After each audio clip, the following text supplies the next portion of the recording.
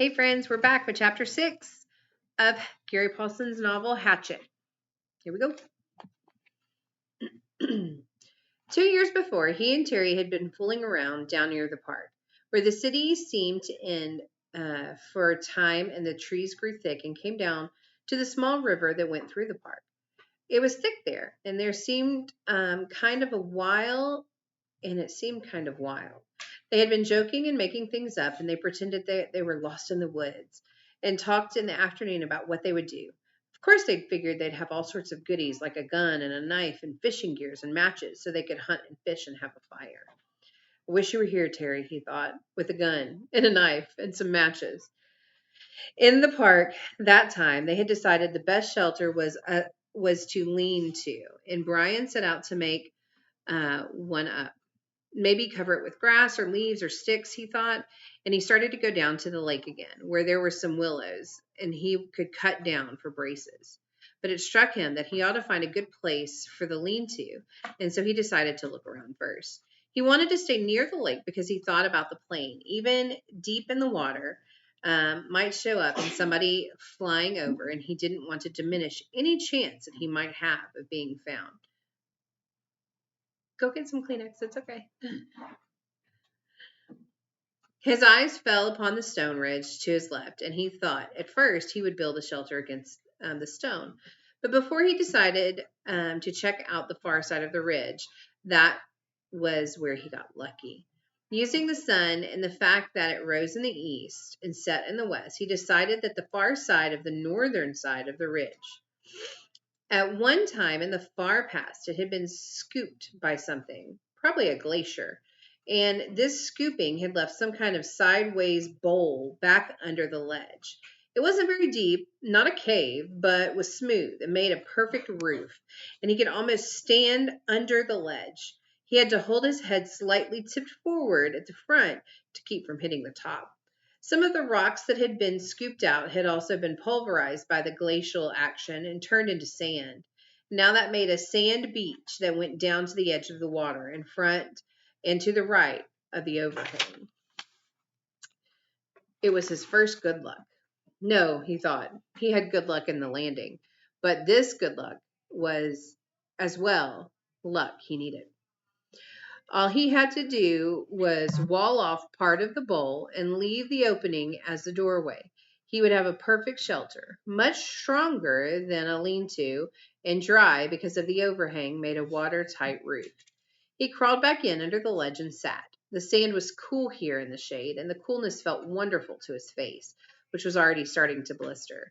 And get especially painful on his forehead, the blisters on top of the swelling. He was also still weak. Just the walk around the back of the ridge and the slightest climb over the top had left his legs rubbery. It felt good to sit for a bit under the shade of the overhang in the cool sand. And now he thought, if I just had something to eat, anything. He had rested a bit, and he went back down to the lake and drank a couple of swallows of water. He wasn't at all thirsty, but he thought that the water might help take the edge off his hunger. It didn't. Somehow the cold lake water actually made it worse. It sharpened it. He thought of dragging in wood to make a wall of part of the overhang and pick up one piece to pull, but his arms were too weak, and he knew then that it wasn't the crash and the injury to his body and head. It was also that he was weak from hunger. He would have to find something to eat. Before he did anything else, he would have to have something to eat. But what? Brian leaned against the rocks and stared out at the lake. What in all of this was there to eat? He was so used to having food just be there, just always being there. When he was hungry, he went to the icebox or to the store or sat down to his meal that his mother had cooked. Oh, he thought, remembering a meal now, how it was last year, the last Thanksgiving they had as a family before his mother demanded the divorce and his father moved out the following January. Brian knew the secret, but did not know it would cause them to break up, and thought it might work out. The secret that his father still did not know, but that he would try to tell him when he saw him. The meal had been turkey, and they cooked it in the backyard in the barbecue over coal with the lid down tight. His father had put hickory chips on the charcoal, and the smell of the cooking turkey and the hickory smoke had filled the yard. When his father took the lid off, smiling, the smell had come out unbelievable. And when they sat down to eat the meat, was wet with juice and rich and had the taste of the smoke in it. He had to stop this. His mouth was full of saliva, and his stomach was twisting and growling. What was there to eat? What had he read or seen that had told him about food in the wilderness?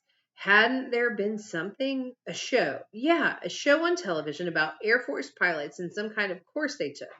A survival course. All right, he had the show coming into his thoughts now. The pilots had to live in the desert. They put them in the desert down in Arizona or someplace, and they had to live there for a week. They had to find food and water for a week. For water, they made sheets of plastic into a dew-gathering device, and for food, they ate lizards. That was it. Of course, Brian had lots of water, and there weren't too many lizards in the Canadian woods that he knew of. One of the pilots had used a crystal watch as a magnifying glass to focus the sun and to start a fire so they didn't have to eat the lizards raw. Gross. But Brian had a digital watch without a crystal, broken at that, so that didn't help him much. Wait, there was one thing. One of the pilots, a woman, had found some kind of beans on a bush, and she thought she could use them to make her lizard meat and make a little stew in a tin can that she had found. Bean lizard stew. There weren't any beans here, but there must be berries. There had to be berry bushes around. That's what everybody always says. Well, he'd actually never heard anybody say it, but he felt that it should be true. There must be berry bushes. So he stood and moved out of the stand and looked up at the sun. It was still high. He didn't know what time it must be. At home, it would be 1 or 2 if the sun were that high. At home, at 1 or 2, his mother would be putting away the lunch dishes and getting ready for her exercise class. No, that would have been yesterday. Today she would be going to see him. Today was Thursday, and she always went to see him on Thursdays. Wednesdays was exercise class, and Thursdays she went to see him. Hot little jets of hate worked into his thoughts. Pushed once, moved back. If his mother hadn't begun to see him, forced the divorce, Brian wouldn't be here now. He shook his head. He had to stop that kind of thinking. The sun was still high, and that meant that he had some time before the darkness to find berries. He didn't want to be away from he almost thought of it as home, shelter, when it came to be dark. He didn't want to be anywhere in the woods when it came to be dark. He didn't want to get lost, which was a real problem. All he knew in the world was the lake was in front of him and that hill at his back and the ridge. If he lost sight of them, there was a really good chance that he would get turned around and not find his way back. So he had to look for berry bushes, but keep the lake and the rock ridge in sight at all times. He looked up at the lake shore to the north. For a good distance, perhaps 200 yards, it was fairly clear. There were tall pines with no limbs and very little close to the top, with a gentle breeze sighing in them, but not too much low brush. 200 yards, there seemed to be a belt of thick lowering brush starting about 10 or 12 feet high. And that formed a wall he could not see through. It seemed to go on around the lake, thick, lushly green, but he couldn't be sure. If there were berries, they would be in that brush, he felt. As long as he stayed close to the lake, he could keep the water on his right and know where it was, and he wouldn't get lost. When he was done with this or found berries, he thought he would just turn around so the water was on his left and walk back until he came to the ridge and his shelter. Simple. Keep it simple. I'm Brian Robeson. I've been in a plane crash. I'm going to find some food. I'm going to find some berries. He walked slowly, still a bit pained in his joints and weak from hunger, up alongside of the lake. The trees were full of birds singing ahead of him in the sun. Some he knew, some he didn't. He saw a robin, some kind of sparrows, a flock of reddish-orange birds with thick beaks, 20 or 30 of them sitting in one of the pines. They made so much noise and flew ahead of him when he walked under the tree.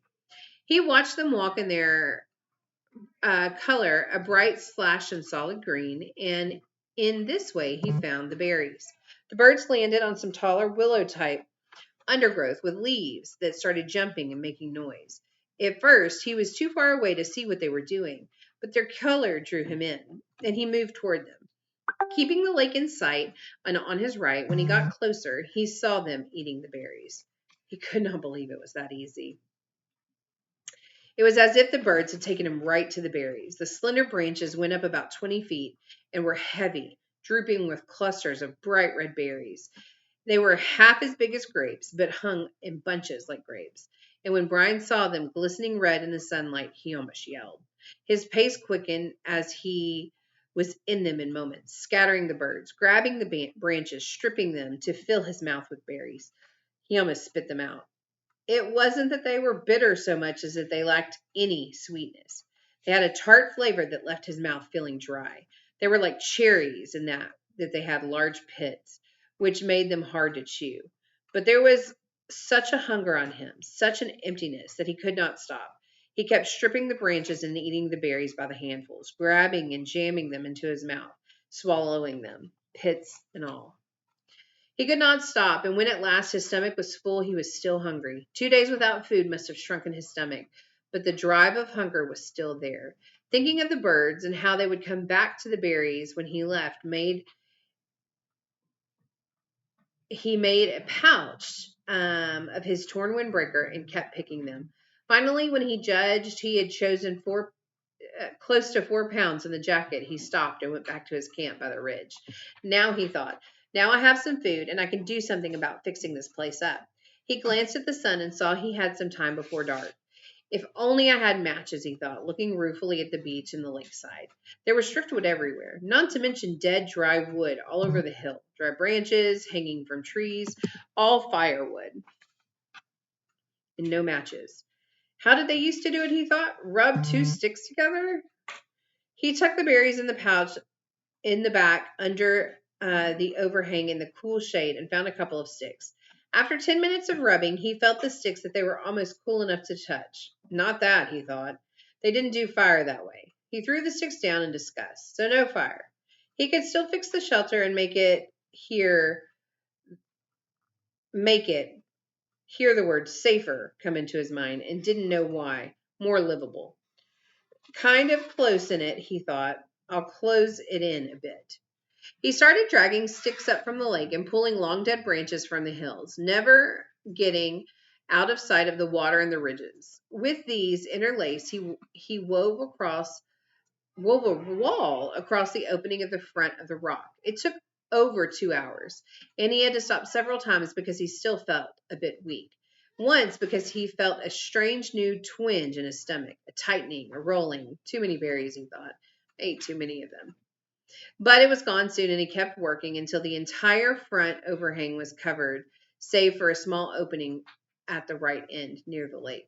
A doorway was about 3 feet, and when he went, he found himself in a room almost 15 feet long and 8 to 10 feet deep, with the rock wall sloping down near the rear. Good, he said, nodding. Good. Outside, the sun was finally going down. Finally, in the initial coolness, the mosquitoes came out again and clouded on him. They were thick, terrible, if not quite as bad as the morning. He kept brushing them off his arms until he couldn't stand it, and then dumped the berries and put the torn windbreaker on. At least the sleeves covered his arms. Wrapped in a jacket with darkness coming down fast now, he crawled under the rock and huddled and tried to sleep. He was deeply tired and still aching, but sleep was slow coming and did not finally settle in until the cool of the evening turned the night cool and the mosquitoes slowed. Then, at last, with his stomach turning on the berries, Brian went to sleep.